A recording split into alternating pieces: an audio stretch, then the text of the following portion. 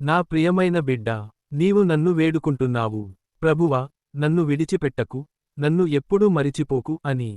విను నా బిడ్డా, నీవు నన్ను పట్టుకున్నదానికంటే నేను నిన్ను బలంగా పట్టుకున్నాను.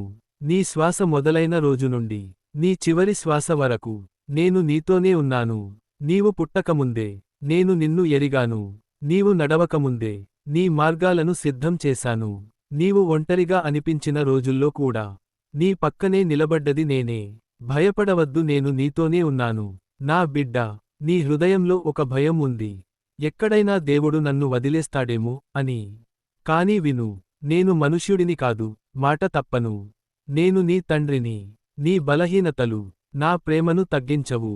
నీ తప్పులు నా కృపను ఆపవు. నీవు వెనక్కి తగ్గిన రోజుల్లో కూడా నేను నీ కోసం ఎదురు చూశాను.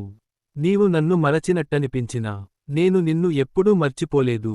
కన్నీళ్లకు జవాబు ఇచ్చే దేవుడు. నా బిడ్డా, నీవు నిశ్శబ్దంగా ఏడ్చిన రాత్రులు నాకు తెలుసు. ఎవరూ అర్థం చేసుకోని బాధను నేను పూర్తిగా అర్థం చేసుకున్నాను. నీ ప్రతి కన్నీటి బిందువును నేను లెక్కపెట్టాను. నీవు ఇలా అన్నావు, ప్రభువా, నన్ను వదలవద్దు. అప్పుడు నా హృదయం ఇలా పలికింది, నా బిడ్డా, నేను నిన్ను ఎప్పటికీ విడువను.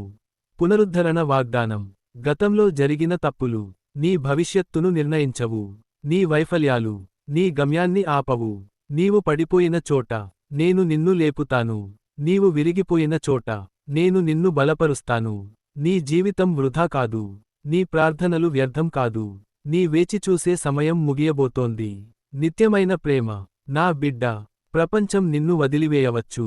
స్నేహితులు దూరమవచ్చు. కుటుంబం కూడా అర్థం చేసుకోకపోవచ్చు.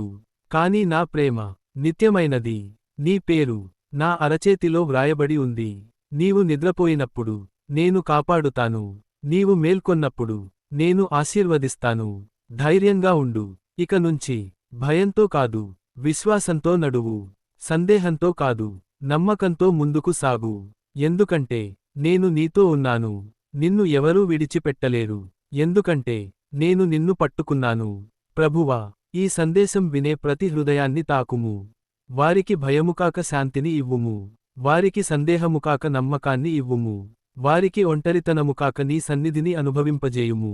నేను నిన్ను విడువను, నిన్ను మర్చిపోను అనే నీ వాగ్దానం వారి జీవితంలో సజీవమవ్వనీయుము.